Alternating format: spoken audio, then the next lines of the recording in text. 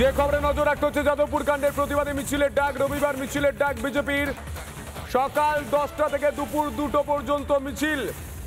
যাদবপুরের সুলেখা মোড় থেকে শুরু হবে মিছিল। মিছিলের অনুমতি দেয়নি পুলিশ। অনুমতি পেতে ফের হাইকোর্টে দ্বারস্থ বিজেপি। বিচারপতি তীর্থঙ্কর ঘোষের এজলাসে মামলা দায়েরের আবেদন। আগামীকাল মামলার শুনানি। বড় খবর, যাদবপুর কাণ্ডের প্রতিবাদে বিজেপির যুব মোর্চার মিছিলের পর এবার রাস্তায় নামতে চলেছে বিজেপি। বঙ্গ বিজেপি নেতৃত্ব তারা মিছিল করতে চায়। সকাল 10টা থেকে দুপুর 2টো পর্যন্ত মিছিল করতে চায়। যাদবপুরের সুলেখা মোড় থেকে শুরু করতে চায় মিছিল। মিছিলের অনুমতি পুলিশ দেয়নি। অনুমতি পেতে হাইকোর্টে দ্বারস্থ হয়েছে বঙ্গ বিজেপি নেতৃত্ব। বড় খবর, গুরুত্বপূর্ণ খবর, তাৎপর্যপূর্ণ খবর।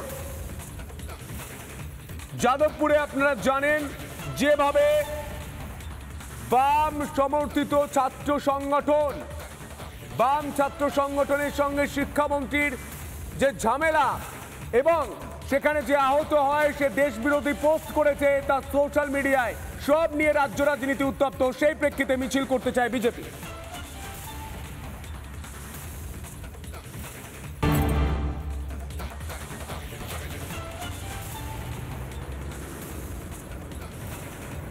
মমতা বন্দ্যোপাধ্যায়ের বিরুদ্ধে তোষণের রাজনীতির অভিযোগ নতুন নয়, কিন্তু তোষণের রাজনীতির যে অভিযোগ মমতা বন্দ্যোপাধ্যায়ের বিরুদ্ধে উঠছে বিগত কয়েক বছর ধরে, সেই বিষয়টি আরও স্পষ্ট হচ্ছে একটা গুরুত্বপূর্ণ তথ্যে। কি সেই তথ্য? ওবিসি সংরক্ষণ নিয়ে মমতা বন্দ্যোপাধ্যায়ের মিথ্যাচার। কি মিথ্যাচার?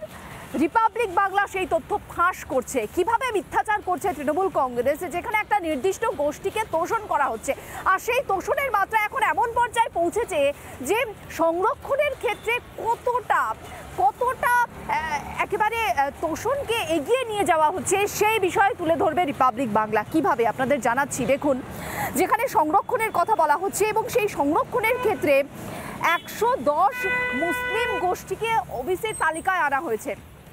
110 মুসলিম গোষ্ঠীকে ওবিসির তালিকায় আনা হচ্ছে, কিন্তু ওবিসি তালিকায় হিন্দুদের বঞ্চনা করা হচ্ছে। কিভাবে হিন্দুদের বঞ্চনা করা হচ্ছে? যেখানে তালিকায় রাখা হয়নি 64 হিন্দু জনগোষ্ঠীকে। অভিযোগে সরব হয়েছেন জগন্নাথ চট্টোপাধ্যায়। প্রকৃত পিছিয়ে পড়া গোষ্ঠীকে উপেক্ষার অভিযোগ। তৃণমূলের বিরুদ্ধে তোষণের রাজনীতির অভিযোগ উঠে আসছে। তৃণমূলের বিরুদ্ধে তোষণের রাজনীতির অভিযোগ আজ কিন্তু নতুন নয়, বারবার করে বলছি। তোষণের রাজনীতি মমতা বন্দ্যোপাধ্যায় করছেন এবং একটা নির্দিষ্ট গোষ্ঠীকে তোষণ করছেন, এমন অভিযোগ দীর্ঘদিনের। আর সেই অভিযোগ আরও সামনে আসছে এখন একেবারে স্পষ্ট আকারে, দিনের আলোর মতো স্পষ্ট। ওবিসি তালিকায় সংরক্ষণ, আর সেই সংরক্ষণের ক্ষেত্রে কিভাবে হিন্দু জনগোষ্ঠীকে পিছিয়ে পড়া তাদেরকে উপেক্ষা করা হচ্ছে। দেখুন, 110 মুসলিম গোষ্ঠীকে তালিকায় অন্তর্ভুক্ত করা হচ্ছে, অথচ প্রকৃত যারা পিছিয়ে পড়া, ওবিসি তালিকায় সংরক্ষণের অর্থ কি প্রথমে বুঝতে হবে। যারা পিছিয়ে পড়া সম্প্রদায় রয়েছে তাদেরকে সামনে এগিয়ে দেওয়া, তাদের জন্য অতিরিক্ত কোনো সুযোগ সুবিধা করে দেওয়া। সেখানে মূল উদ্দেশ্য হচ্ছে, মূল ক্রাইটেরিয়া হচ্ছে পিছিয়ে পড়া সম্প্রদায়। আর সেখানে দাঁড়িয়ে হিন্দুদের 64 গোষ্ঠী, জনগোষ্ঠী যারা পিছিয়ে পড়েছে, পিছিয়ে রয়েছে, তারা তালিকাতেই নেই। তাহলে সংরক্ষণের অর্থ কি দাঁড়ালো? তাহলে সংরক্ষণ মানে কি কোনো একটা নির্দিষ্ট গোষ্ঠীকে তোষণ করা নয়? এই প্রশ্ন তুলেছেন জগন্নাথ চট্টোপাধ্যায়। আপনাদেরকে যদি আরেকটু ভালো করে বোঝাতে হয়, তাহলে তার ইতিহাসটা আমাকে বলতে হবে। চলুন ইতিহাসকে এবার ফিরে দেখা যাক। কি এই ইতিহাস? এই সংরক্ষণের ইতিহাসটা বুঝুন। অনগ্রসরের সংরক্ষণের ইতিহাসে 1992 সালে দেশে ওবিসি সংরক্ষণ চালু হয়। 1993 সালে যেখানে বাংলার পরিসংখ্যান জানতে নতুন কমিশন গঠন করা হয়, 66 গোষ্ঠী ওবিসি তালিকাভুক্ত করা হয়। তার মধ্যে 66 গোষ্ঠীর মধ্যে 12 গোষ্ঠী মুসলিম ছিল। 2004 সালে কি হয়েছে? রঙ্গনাথ মিশ্র কমিশন গঠন করা হয় এবং তাতে পশ্চিমবঙ্গে ওবিসিদের ফের সমীক্ষা চলে। 2010 সালে সেই 42 গোষ্ঠী ওবিসি হিসেবে চিহ্নিত করা হয় এবং 42-এর মধ্যে 41 গোষ্ঠী মুসলিম। 2012 সালে কি হয়? আরও 35 গোষ্ঠীকে ওবিসি তালিকাভুক্ত করা হয়। নতুন আইন ঘোষণা করে তৃণমূল সরকার এবং নতুন করে 37 গোষ্ঠীকে ওবিসি ঘোষণা করা হয়। এবার 2024, যেখানে হাইকোর্টে ওবিসির মামলা যায় এবং 2010-এর পর ওবিসি গোষ্ঠীদের বাতিল করা হয়। 114 গোষ্ঠীকে ওবিসি থেকে বাতিল করা হয়। এই হচ্ছে গিয়ে যে কিভাবে অনগ্রসরে সংরক্ষণের ইতিহাস এগিয়েছে, কিভাবে বিভিন্ন গোষ্ঠীকে তালিকাভুক্ত করা হয়েছে এবং কিভাবে আমরা এই মুহূর্তে দাঁড়িয়ে 2025-এ দাঁড়িয়ে দেখছি যে 110 মুসলিম জনগোষ্ঠী তারা কিন্তু এই তালিকায় রয়েছে, কিন্তু হিন্দু 64 জনগোষ্ঠী যাদের থাকার কথা, সেই 64 জনগোষ্ঠী হিন্দুরা বঞ্চিত। কি অভিযোগ জগন্নাথ চট্টোপাধ্যায়ের, শুনুন।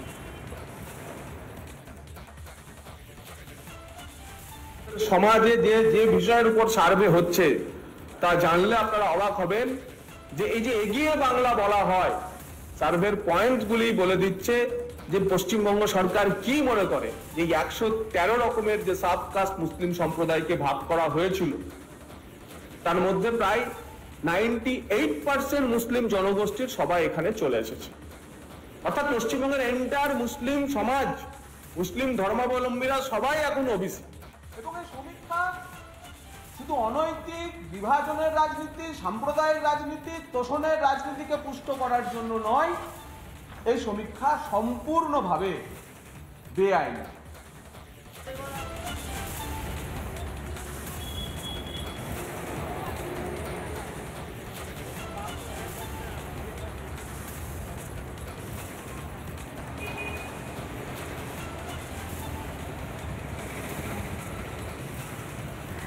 জগন্নাথ চট্টোপাধ্যায়ের বক্তব্য আমরা শুনলাম।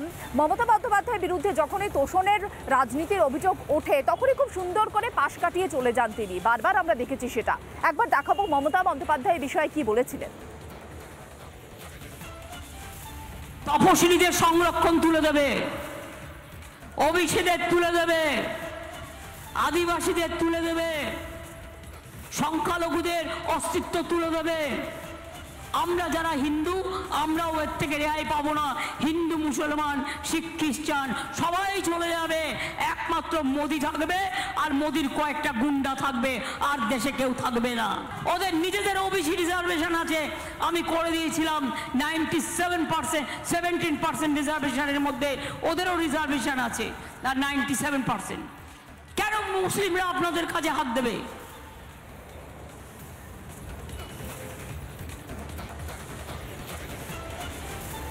এই মুহূর্তে বিজেপি সাংসদ খগেন মুর্মু আমার সঙ্গে টেলিফোনে রয়েছেন। স্বাগত রিপাবলিক বাংলায়। খগেন বাবু, হিন্দিতে একটা কথা আছে যে উল্টা চোর কোতোয়াল কো ডাঁটে। মমতা বন্দ্যোপাধ্যায়ের বক্তব্য শুনলে, তার কার্যকলাপ দেখলে এমনটাই মনে হতেই পারে, কারণ 110 গোষ্ঠী মুসলিম জনগোষ্ঠী তারা ওবিসি তালিকায় অন্তর্ভুক্ত, অথচ 64 গোষ্ঠী হিন্দু তারা বঞ্চিত। তাহলে সংরক্ষণের অর্থ কি? শুধুমাত্র তোষণ? এখানে পশ্চিমবাংলাতে তোষণের রাজনীতি চলে। পশ্চিমবাংলায় একমাত্র রাজ্য যে পশ্চিমবাংলা, যে রাজ্যে এখানে একজন মুখ্যমন্ত্রী তিনি যে কথা বলেন তার উল্টো কাজ করেন। অন্য কোনো রাজ্যের কোনো মুখ্যমন্ত্রী এতটা মিথ্যা কথা বলেন কিনা আমি জানি না। মিথ্যা আজকে যদি বলা যায়, উনি তো সপ্তাহে শ্রী বলেন, তিনি মিথ্যাশ্রী বলে আমি তাকেও বলছি, মিথ্যাশ্রী তিনি। এবং তার যদি কম্পিটিশন হয় মিথ্যা কথা বলার জন্য, তাহলে তিনি 1 নম্বরে অবশ্যই তিনি হচ্ছেন প্রথম পুরস্কার পাবেন মিথ্যা কথা বলার জন্য। অর্থাৎ আজকে ওবিসিদের বা আজকে হচ্ছে যে সমস্ত মানুষকে যদি সুরক্ষা দেওয়ার ক্ষেত্রে কোনো কেন্দ্রীয় সরকার, যে এতদিন ধরে আমরা দেখেছি যদি কোনো সরকার কোনো সেই মানুষগুলোকে সুরক্ষা দেওয়ার চেষ্টা করে থাকেন, সেটা হচ্ছে নরেন্দ্র মোদীর নেতৃত্বে, আদরণীয় আমাদের দেশের প্রধানমন্ত্রী আদরণীয় নরেন্দ্র মোদীজির নেতৃত্বে যে সরকার চলছে, সেই সরকার আজকে আদিবাসী, একমাত্র আদিবাসীদের, উনি আদিবাসীর কথা বলছেন তো, আদিবাসীদের যে কেন্দ্রীয় সরকারের যে মন্ত্রিমণ্ডল মন্ত্রিসভা যে আজকে গঠন করেছেন আমাদের দেশের প্রধানমন্ত্রী যখন অটল বিহারী বাজপেয়ীজি ছিলেন, সেই সময়তে আমাদের হচ্ছে কেন্দ্রে আদিবাসীদের একটা হচ্ছে যে মন্ত্রিসভা গঠন হয়েছে। তারপরেও এখন দেখছেন যে এই আদিবাসীদের জন্য যত রকমের, আপনি যদি দেখেন এখন আমাদের যে জনজাতীয় গৌরব দিবস ঘোষণা করেছেন আমাদের দেশের প্রধানমন্ত্রী নরেন্দ্র মোদীজি, আমাদের দেশের প্রধানমন্ত্রী সমস্ত মানুষ ওবিসি এবং যারা এসটি এদের জন্য এবং সাধারণ মানুষ সবকা সাথ সবকা বিকাশ সবকা বিশ্বাস সবকা প্রয়াসের ভেতর দিয়ে কাজ করে চলেছেন সব মানুষের জন্য। আর আমাদের রাজ্যে এখানে কি হচ্ছে, শুধু তুষ্টিকরণ, যে আমি এখানে শুধু এদের জন্য কাজ করব, শুধু এখানে একটা সম্প্রদায়ের জন্য তিনি তুষ্টিকরণের কাজ করছেন। আমরা আমাদের রাজ্যের সাধারণ মানুষ তারা আজকে তিথি বিরক্ত হয়ে গেছে, সব দিক থেকে বঞ্চিত হয়েছে, কেন্দ্রীয় সরকারের প্রকল্প থেকেও বঞ্চিত হচ্ছে। তো রাজ্যের সরকারের দায়িত্ব হচ্ছে প্রত্যেকটা মানুষকে সমানভাবে তাদের পরিষেবা দেওয়া। বঞ্চনার একটা রাজনীতি চলছে আর তোষণের রাজনীতি চলছে, আপনার দাবি মতো। ধন্যবাদ খগেন বাবু আমাদের সঙ্গে কথা বলার জন্য। নানা ধরনের কন্টেন্ট দেখার জন্য লাইক করুন, শেয়ার করুন আমাদের ফেসবুক পেজ, সাবস্ক্রাইব করুন আমাদের ইউটিউব চ্যানেল। পাশাপাশি অন্যান্য ব্রেকিং নিউজের জন্য অবশ্যই চোখ রাখুন রিপাবলিক বাংলায়।